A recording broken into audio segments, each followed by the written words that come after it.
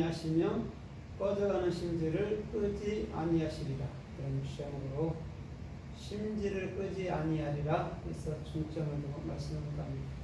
심지는 피시타, 또 끄지 않는다가 카바예요. 피시타는 폐로 가거든요. 폐, 쉰, 타부, 해.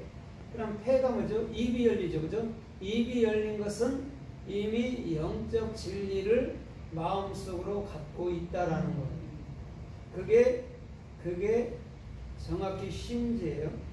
그러면 입이 열리고 성경 66권의 올바른 비전을 십자가에서 완성해서 오늘도 영의 실존으로 사는 것이 심지라는 의미란 말이에요. 그 다음에 카바라는 내가 참으로 끄지 않는다 말하는 카바는 카프, 베이트, 해거든요. 똑같아요. 그건 뭐예요? 카프, 내 안으로 받아들인 거죠. 누구를? 오늘 우리 마음속에 1.1렉으로 들어오신 그분 마음속으로. 그때 그분이 나의 뭐가 되죠? 실존이 되는 거예요.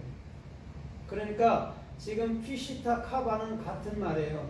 내가 그리스도가 내 안에 들어오면 내가 영의 실존으로 살 수 있다라고 주님은 말씀하고 있습니다. 그런데 본문에는 상한 갈대를 꺾지 않는다고 말했어요. 저번에 갈대는 카네라고 그랬죠. 그죠? 그리스도의 소망이 내 안에 규정되어 있는 상태를 갈대라고 얘기하는데 그것은 성경 66권이라고 지난 시간에 말씀한 적이 있습니다. 그 다음에 상하다가 뭐냐면 라짜째. 그러니까 무슨 말이냐면 렛이 짜대란 말이에요. 짜대가 연속 2번이란 말입니다. 그럼 그리스도의 머리로 십자가에서 책임을 진다라는 거죠. 쉽게 말하면 성령으로 십자가에서 책임지는 것이 상했다 이런 말이에요. 그래서 이사야 53장에도 예수님이 상함으로 말미암아 너희가 죄에서 참으로 사함을 얻었다라고 얘기해 준단 말이에요. 그러니까 예수님이 십자가 짐으로 죄에서 우리는 해방된 것이죠. 그 얘기를 하는 거죠. 그 다음에 꺾이지 않았다가는 뭐냐면 샤바르 쉰, 베이트, 레시. 그러면 쉰이 성경 66권의 올바른 비전이죠. 그렇죠? 그 다음에 그것이 내 마음이 되고 내 마음의 중심이 이제는 그리스도의 머리가 되는 거예요. 그게 정확히 꺾지 않았다라고 얘기해 줘요. 요한복음 19장 36절에 보면 우편강도 좌편강도의 뼈는 꺾였는데 예수님은 꺾이지 않았거든요. 거기서 꺾이지 않았다 할 때가 샤벨이에요. 똑같아요. 그러면 오늘 잘 보셔야 돼요. 상한 갈대하고 참으로 그 심지는 꺼져가는 심지는 누구를 말하는 걸까요? 본문에 보면 우리가 쭉 읽었잖아요. 누구를 말하죠?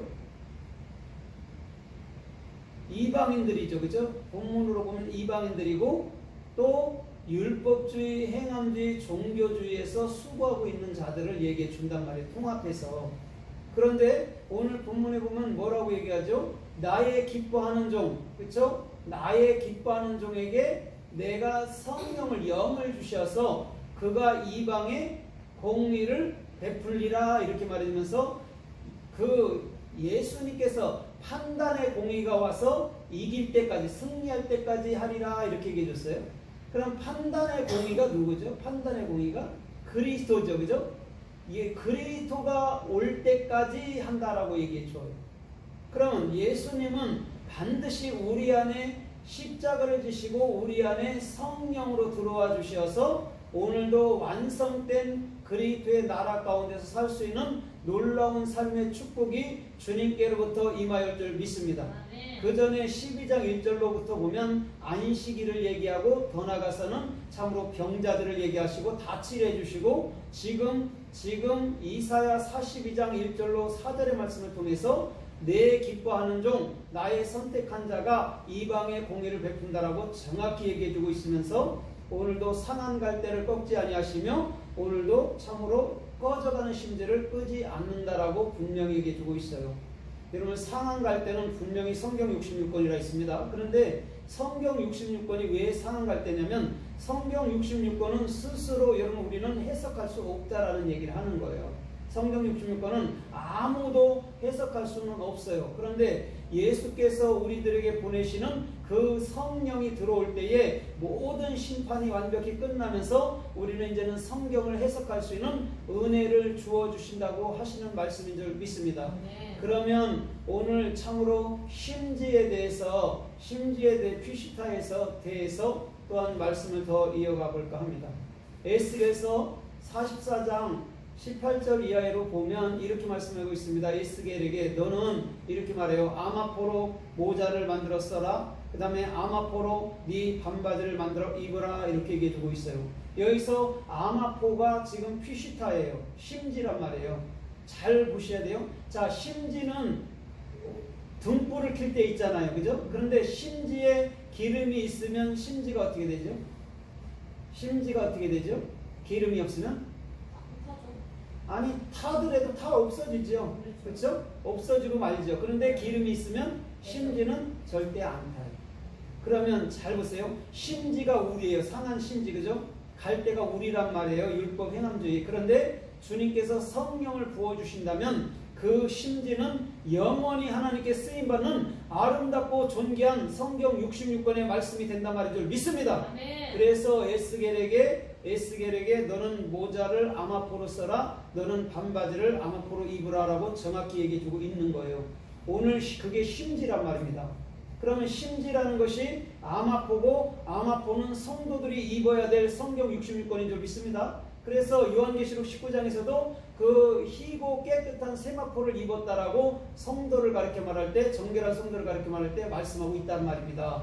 오늘 저와 여러분들의 중심이 성경 66권을 입을 때에 오늘도 성령으로 말미암아 영원히 불타오르는 참된 복음의 사도들이 될 수 있는 놀라운 삶의 축복이 주님께로부터 임하여 줄 믿습니다. 아멘. 그래서 예레미야 13장 1절에서도 예레미야에게 이렇게 말해요. 예레미야야, 너는 아마포로 내 허리띠를 띠라. 이렇게 분명히 얘기해주고 있어요. 오늘 여러분들 허리띠라는 것은 뭘까요? 진리의 허리띠라고 에베소 4장 2절로 4절에서 정확히 얘기해주고 있단 말입니다. 진리로 허리띠를 띠라라고 얘기해준단 말이에요. 오늘 아바포는 진리인 줄 믿습니다. 그 진리는 성경 66권이고 우리가 입는 옷처럼 마치 성경을 우리가 입어야 된다는 것이죠. 그래서 마음판에 새겨서 오늘도 영이 돼서 주께서 원하는 생명의 영원한 나라를 살 수 있는 놀라운 삶의 축복이 주님께로부터 임할 줄 믿습니다. 그만큼 여러분 뭐냐면 갈대와 심지가 그만큼 중요한 거예요. 오늘 그러면서 이방인에게도 분명히 우리 주님은 참으로 예수님의 영인 성령을 부어주시겠다라고 지금 말씀하고 있는 거란 말입니다. 오늘 이방 사람들이 얼마나 축복받은 것입니까? 그죠? 전혀 주님을 인지하지도 못하고 알지도 못하는데 주님께서 참으로 성령을 부어주시겠다라고 분명히 얘기해주고 있습니다.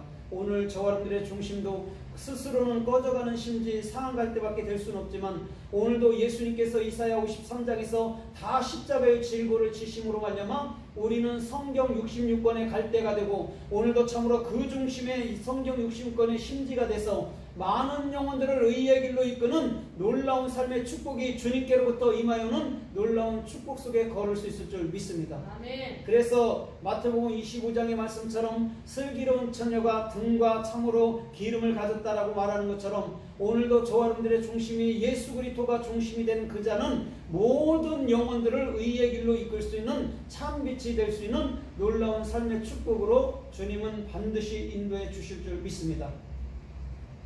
출애굽기 9장 31절에 보면 참으로 그 애굽의 10가지 재앙 중에서 우박이 내릴 때에 참으로 모든 아마와 참으로 보리가 다 상했다라고 분명히 얘기해주고 있어요. 여기서도 또 상했다라고 얘기해 준단 말입니다.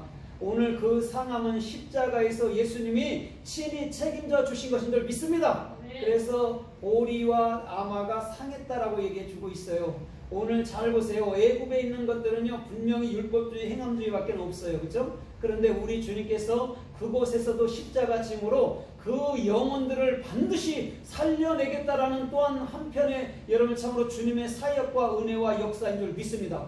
그 얘기를 말씀하는 거예요. 애굽에는 10가지 재앙이 떨어졌지만 이스라엘에는 10가지 축복의 말 아세르트 하데바림 말씀이 떨어졌단 말입니다. 그러면 여러분 같은 재앙이 떨어지는데 어떤 사람은 복으로 받을 수 있고 어떤 사람은 그걸 여러분 저주로 받는 모습을 볼 수가 있는 거죠. 그것을 가르쳐 말할 때 율법주의, 행함주의라고 얘기해 주는 거예요. 우리는 어떤 말을 들어도 생명의 어떤 말을 들어도 우리는 복된 자, 감사하는 자가 되어야 될 줄 믿습니다. 애국 사람들처럼 원망하며 불평하다가 장자까지 다 죽고 동물까지 다 죽는 그런 거 말고요. 오늘도 예수님이 대표로 죽어주심으로 말미암아 동물도 살고 사람도 사는 그런 삶의 축복이 주님께로부터 임하기를 주님의 이름으로 부탁드립니다. 거기서 말하는 동물도 실상은 다 사람들, 자연인들인 거예요. 그러나 우리 주님께서는 분명히 자연인들도 예수님의 성령으로 말미암아 참된 하나님의 사람으로 살 수 있는 놀라운 삶의 축복이 주님께로부터 임하였을 줄 믿습니다.